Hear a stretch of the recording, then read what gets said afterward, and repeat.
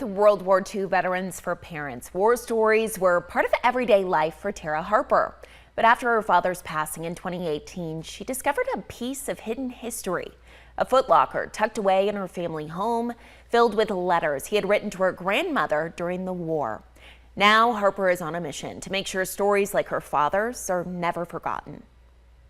They were just too good to keep to myself. For 80 years, Tara Harper's grandmother kept every letter her father sent while serving in World War II. My dad wrote almost every day from the time of his enlistment until his discharge at war's end. And my grandmother kept all those letters.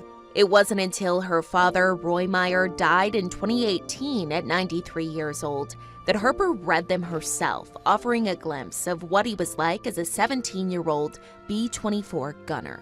Their level of maturity at such a young age is what really strikes me. And they're longing to be back home, doing fun things with their family, but yet realizing they were where they had to be and things just had to be put on hold. Harper shared the letters with her family so they could understand the sacrifices their grandfather made. Before he was a husband, before he was a father, before he was a grandfather, was something that was unique and special, and I wanted them to know their grandfather when he was their age. She was fortunate to be able to ask her mother, Jerry Meyer, questions about those letters and the war. Her 103-year-old mother also served in World War II as a nurse. I enjoyed my service, and I liked telling about it.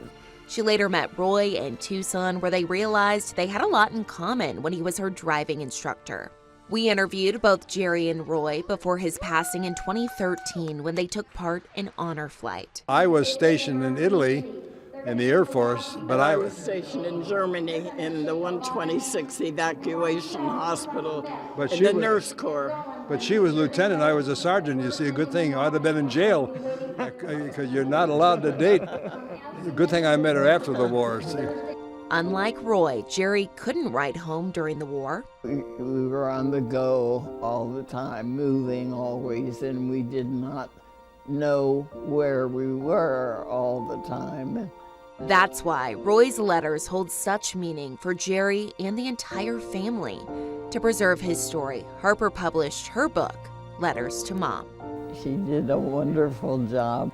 There's very few first-hand accounts anymore, so all we're left with are the letters and the photographs and videos. You know, I think it's more important than ever to remember our history and you know, try not to repeat it.